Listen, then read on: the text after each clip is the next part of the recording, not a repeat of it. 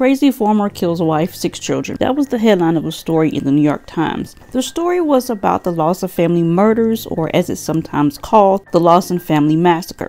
It's one of the worst Christmas Day crimes ever recorded in the United States. Today, it's still one of the saddest and most violent crimes, with one of the highest death counts in North Carolina's history. There's a lot of speculation and some rumors on what caused him to do this, but we'll get to that in a little bit. Can you imagine going to visit relatives on Christmas Day and finding dead bodies instead? Now imagine that your children are with you and they're seeing all of this too. Earlier that day, in 1929, Charles David Lawson, a tobacco farmer in Germanton, North Carolina, murdered his wife and 6 of their 7 children just hours before he killed himself. It was an almost total family annihilation. Familicide is the most egregious form of domestic violence, and it's one of the most common types of homicide. According to a 2015 study in the Journal of Forensic Sciences, it occurs about 23 times per year on average in the United States. The murder with the highest death count in North Carolina took place in Brunswick County, and it was a murder-suicide that involved a plane, a bomb, insurance fraud, and the death of 34 innocent passengers. Charlie Lawson was born in 1886 to William and Nancy Lawson in the town of Lawsonville, and he was one of 11 children, and they were tobacco farmers. Charlie was said to be quiet, respectful, and hardworking, and people liked him. He married Fanny Mannering on March the 12th, 1911. She was 19 and he was 24. Her parents were John and Ona Mannering. Charlie and Fanny went on to have a total of 8 children. A little while after the family moved to Germanton, Charlie became bedridden from a form of arthritis. Around the same time, Charlie's dad came down with a cold, and it eventually progressed to pneumonia, and he died shortly after. When Charlie found out, he was absolutely hysterical, and he was so sick that he couldn't even attend the funeral. But after a few months, Charlie was better and he was able to get back to work. Unfortunately, he lost the farm and it went back to its previous owners. In 1920, their 3rd child, William, caught a cold and he suffered a high fever. And Charlie had to ride 10 miles to town on his mule to get a doctor for little William. And sadly, he ended up diagnosing William with pneumonia. This was very scary because they knew how serious pneumonia was at that time. Unfortunately, little William died a few days after his 6th birthday from pneumonia, just like Charlie's father. One day while Charlie was working with the pickaxe, the tip of it got caught in a wire, and when the wire broke, the axe snapped back and then it hit Charlie in the forehead, causing blood to run down his face, and his face was bruised for weeks. After the injury and a year before the murders, Charlie got into a fight with a black man at a tobacco warehouse in 1928, and the man was pushing a cart, and as he passed Charlie, it hit him in the leg, and Charlie got mad and called the man the N-word. Charlie looked down at his leg and then he looked back up, and the man had turned around and hit him again with the cart. So they got into a fight and Charlie was stabbed, and he was in the hospital for 2 weeks. Charlie had been behaving erratically in the months before the murders. He wasn't able to sleep and he had very bad headaches. Charlie talked to his brother Marion about not being able to sleep, and his brother said that once it gets cooler, hopefully you'll be able to sleep. And he also suggested that Charlie see a doctor. But Charlie responded with, "I don't know. It just seems like there is trouble at every turn." Marion asked him what he meant, but Charlie just walked away and didn't answer. Charlie would sometimes sit in the dark and cry. One night after Fanny noticed that he wasn't in bed, she looked outside for him, and he was in the cornfield crying and praying.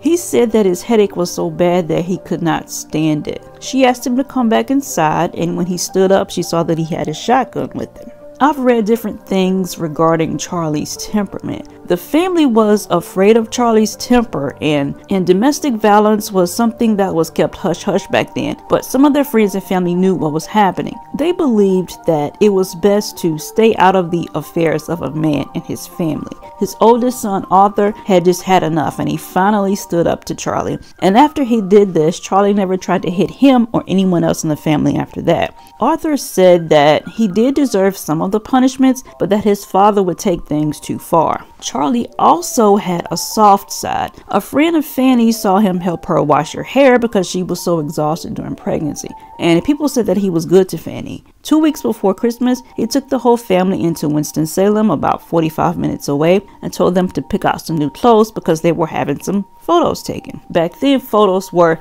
very expensive, so a lot of people believe that Charlie wanted this photo as the final legacy of his family. Fanny didn't understand why he was spending so much money, but this photo would end up being seen by hundreds of thousands, if not millions of people around the world. The family was also buried in these outfits. While they were in town buying clothes, Charlie also paid for a Christmas Day surprise visit from Santa. On Christmas Eve, Charlie withdrew $60, which was all of the money that he had in his bank account. Charlie and his oldest son, Arthur, who was 16, spent the morning rabbit hunting. Hunting is a very common thing to do on Thanksgiving as well as Christmas, so hearing gunshots was normal. And I live in rural North Carolina, about 2 hours from the location of the murder, and it's very common to hear gunshots during the day because of deer or rabbit hunting. And Arthur said that he was out of ammo and asked if he could use some of Charlie's. Charlie said no, because he was probably going to go hunting later and he didn't have any ammo to spare. In fact, he too was running low. So he gave Arthur some money for ammo, and he and a cousin took off to town in 6 inches of snow, and the store was a few miles away. No one detected anything odd about Charlie that morning. Inside the house, one of the children was getting their face washed, and police know this because a pan of water and a rag was on the dresser. And there were also hair rollers being heated up near the fireplace. There was a Christmas function at church later that evening, and Marie, the oldest daughter, was planning on attending with a boy that she liked. His name was Charlie Wade Hampton. A little while after this, Carrie and Maybelle left the house to go and visit their aunt and their uncle. But behind their tobacco barn, Charlie was waiting with the shotgun. When Carrie saw him, she raised her hand to protect her face. The shot went through her hand and into her head. Maybelle started running while Charlie raised his gun to shoot. The gun must have jammed, so he picked up a 12-gauge shotgun and shot Maybelle with that, and it caused serious damage to her lung. Both of the girls were still alive somehow, so Charlie went to shoot them again, but his gun wouldn't fire. He then picked up a 2x4 piece of wood from the side of the barn and killed them with that. He put stones under their heads like he would a pillow. They were his first victims. A neighbor said that she heard the girls scream and then it went quiet, so she wasn't sure what was going on. She wasn't sure what to do. Next was his wife, Fanny. She was on the porch with an armful of wood when she saw Charlie coming towards her with the gun. She also tried to run, but was shot in the back. The shot destroyed half of her heart. Charlie then drug her body into the house with one hand while holding his gun in the other. She didn't die immediately, but she died shortly after. Some boys were playing outside and they heard the scream, so they came to see what was going on. One was their neighbor, Abe Heath, and the other was a local boy named Hassel Miller, and both of them saw what Charlie had done. As Charlie loaded another shell, many think that Marie was reaching for a fire poker to defend herself with. She pleaded with him not to shoot her, but he did it anyway. Marie's death was particularly gruesome. The force from the gun snapped her neck, and it threw her face into the fireplace, and it knocked out several teeth and broke her wrist. Hassel said that the hole in Marie's back was so large that he could see all the way through it. Hassel ran out of the house at this point because Charlie saw him, and he said that Charlie had a wild look on his face. Abe Heath ran straight home to let his parents know what had happened. He never told anyone what he saw, and it's said that he told his caregiver at the end of his life about what he saw, but his family doesn't believe it. We know that people will tell long-held secrets on their deathbed, but I don't know what to believe here. Next, Raymond and James tried to hide, but sadly Charlie was able to pull Raymond out from under the stove and he hit him with the barrel of the gun. He did the same thing to James. James was 4 and Raymond was 2. Lastly, he did the same thing to 4-month-old baby Mary Lou. Her cause of death was a fractured skull. There was so much blood that Charlie slipped and fell. And just like he had done with the rocks with Maybelle and Carrie, he put pillows under his family's heads. He crossed all of their arms and closed all of their eyes, and he put them side by side. He walked out of the house with 2 guns, a single-barrel shotgun and a rifle. The first person to discover the bodies was Charlie's brother Elijah, along with his sons. They had stopped by on their way home from a morning hunt, and they planned to wish the family a Merry Christmas. And by this time, it was about 3 o'clock. Oh, and I forgot to mention that when Marie was shot, the clock stopped. When they didn't hear anybody, they tried to look inside. When they tried to open the door, they noticed that it was blocked by something. It was blocked by Fanny's body. They then saw all of the other bodies in the house. They heard somebody moving around upstairs, So they ran to a nearby house and asked for help, and the neighbor fortunately had a phone. Maybelle and Carrie's bodies were discovered because of a trail of blood left outside of the barn, and their bodies were brought inside of the house with the others. There was so much blood on the floor that it could be scooped up with a coal shovel. And throughout all of this, Charlie was nowhere to be found. Charlie Wade Hampton was a friend of Arthur's, and Marie also had a crush on him. He and a neighbor's son went to find Arthur. Arthur had just arrived at the store a few minutes earlier to get the ammo. And when Arthur got home, they had to hold him back so that he wouldn't see his entire family in multiple pools of blood. All that he could see was his mother's feet because they were sticking out of the door, and he was only able to touch her feet.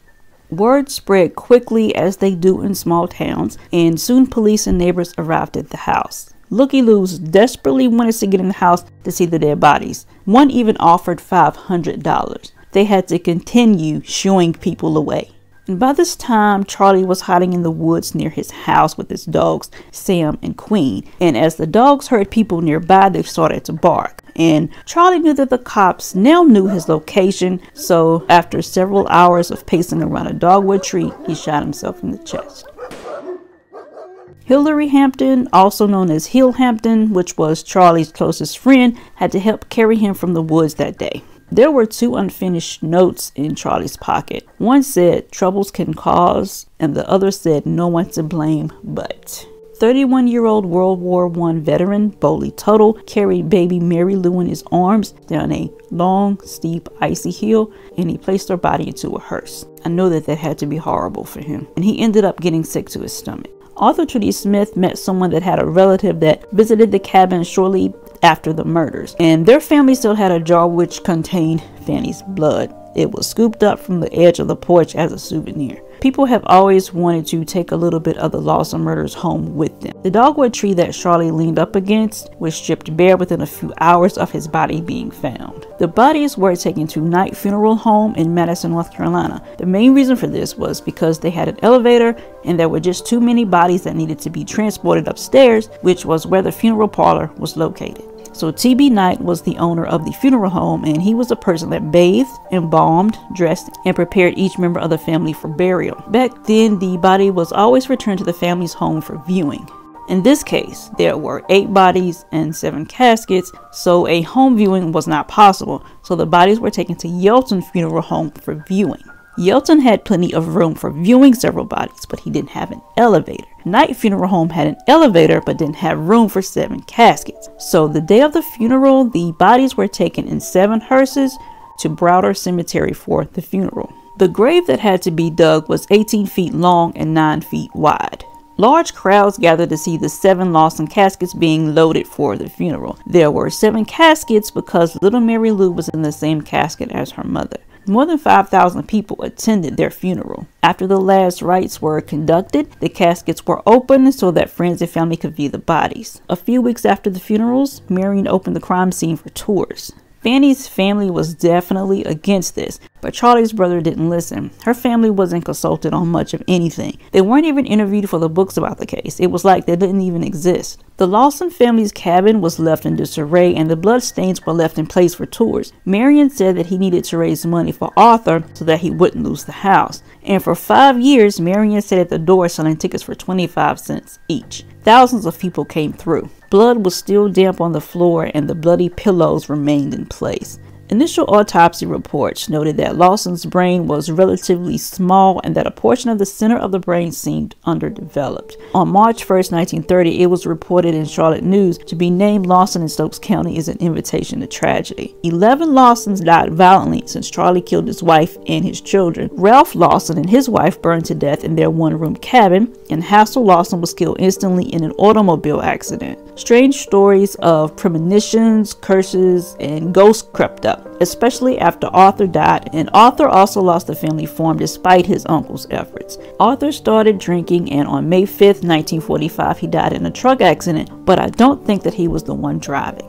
He was 32, married, and had 4 children. He was buried with the rest of his family. Arthur's widow Nina took their 4 children to live in California, and they did keep in touch with their family in North Carolina. She remarried and remained in California for the rest of her life, and she died in 1982. Her children and grandchildren still live there.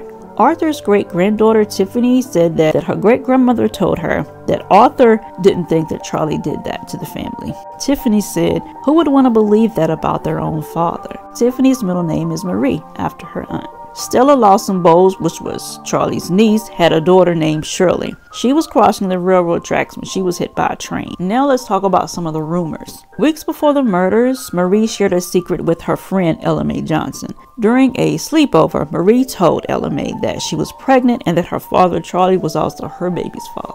She said that both of her parents knew about the pregnancy. Stella mentioned that she had overheard her mother and a few other women talking about how Fanny had confided in them that she had learned about Marie's pregnancy.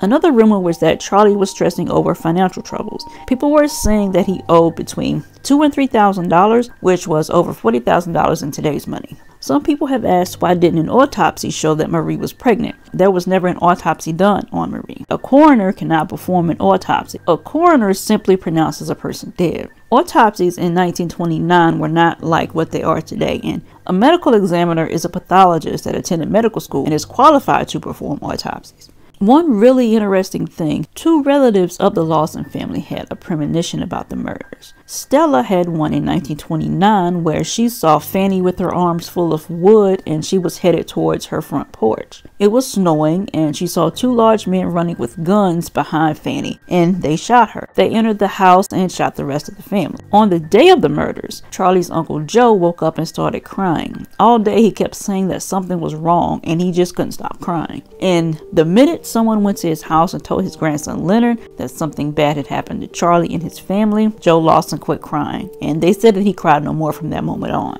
So you have some people that say that Charlie wasn't the same after his head injury, and you have others saying that he killed the family because he got Marie pregnant. And people also wonder why he let Arthur live. No one knows, but many believe that it was because Arthur would have been able to stop him, so he had to send him off to town. Arthur was younger, bigger, and stronger than Charlie, but some think that he wanted his name to live on. Truth is, no one really knows why Charlie did what he did, and will probably never know. They might assume and they might have ideas, but they ain't got no proof. Nobody knows. It's very interesting. I think he knew he wanted to preserve his family for history. He knew what he was doing, I think. Trudy Smith has written 2 books about the murders, and her research led her to people who were there that day. People like Charlie's nephew, Claude Lawson. And whenever I went in there, some of them was laying there in the house dead, blood running every way. And it was a very horrible scene. And this is their loved ones. I mean, imagine. In this recently discovered interview from 1991, Claude, who found the bodies, talks about that day. Killed them all in the house there, but 2 girls. And he shot them right there at the barn and drug them in the barn and put rocks on their heads. Now, a man's bound to be crazy to do things like that. You know, I don't believe I could do nothing like that with my family, because unless you was crazy or something bad wrong. There was one survivor, his oldest son, Arthur, who had gone to the store when the murders happened. The last one to die that day was Charlie himself. They heard a gunshot off sort of in the distance. He shot himself over in the woods. He carried him a stick and turned the gun right towards the man's heart and shot himself right in the heart. It was a horror story. I mean, it was a national story. It made the front page of the New York Times, so it was more than just a local story. The funeral drew thousands to this small family cemetery. I had a friend that went to church with me up at Walnut Grove, and she passed away. She was almost 100 when she passed away about 2 years ago. And she was at the funeral, and she was 12 years old. Oh, she said it was a huge crowd, just thousands of people, it looked like. I also remember my grandpa Sutphin telling about he and his brother-in-law, my great uncle Will, they went to the funeral and they ended up parking way about a mile away. He said there's cars lining both sides of the road about a mile in every direction. She said she remembered them opening the caskets after the funeral was over, and she walked by and viewed the bodies. It was a long line of people going by. And my dad told me about Mrs. Lawson had the little baby in her arms in the casket. He said he'd never forget that. The crowds are gone now, but the questions that drew them here remain. Charlie Lawson may have very well taken the answers with him to his grave. And in the book, White Christmas, Bloody Christmas, the author digs into that question and discovers some family secrets may hold the answer. She said it was time for everybody to know what had really happened. It was long enough, it was time. And that's coming up tomorrow night at 6. And for more details of what happened that day, a timeline of events, and extended interviews from people who were there that Christmas Day in 1929, make sure you subscribe to our podcast, Deadly Secrets, The Lawson Family Murder, wherever you get your podcasts.